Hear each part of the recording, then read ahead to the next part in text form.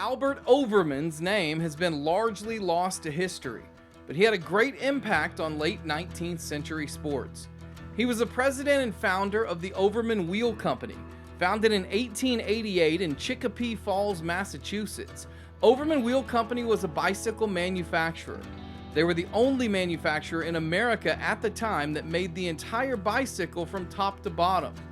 Overman's signature bike was the Victor, which is still a prized possession for collectors today.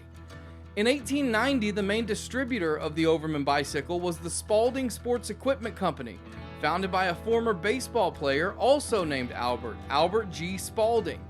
It was a pretty good relationship for Spalding and Overman. Spalding didn't have to pay to manufacture the bikes, and Overman now had a partner with connections in New York, Chicago, and Philadelphia.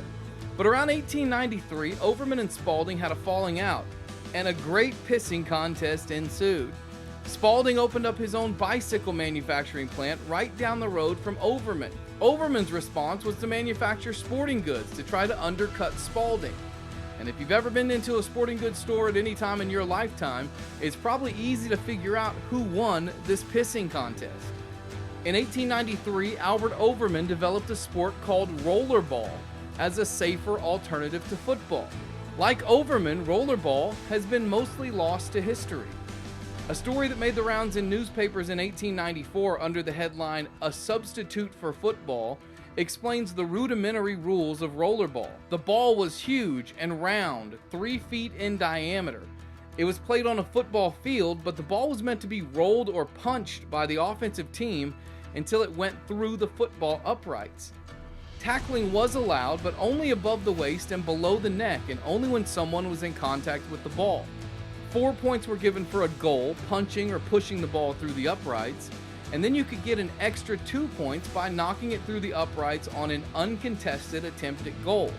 The 2 tallest players would stand 10 yards out and hold the ball up over their heads as 2 other people would punch it through the uprights. Fouls were unlimited, but every 3rd foul, the opponent would receive a point. The game never really got off the ground, both literally and figuratively. It was hard to score in rollerball, and because of that, most of the scoring came from fouls committed by the other team.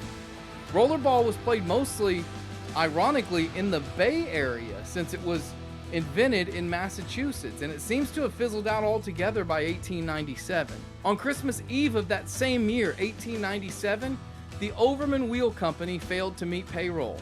The following Monday, the company announced that it was closing its doors for good. Overman Wheel Company tried to hold on into early 1899, but it was eventually sold away. At the turn of the century, Albert Overman moved to New Hampshire and tried to get back on his feet by making automobiles. He had limited success before selling that business in 1904. Albert Overman was a dreamer. He dreamed up a revolutionary machine that ignited a bicycle craze in the late 1800s. He dreamed up a sport that, even though it was short-lived, made its way all the way from Massachusetts to the West Coast. Albert Overman died pretty anonymously in 1930 at the age of 80 in Westmoreland, New Hampshire. Here's to the dreamers like Albert Overman, who has been lost in sports history.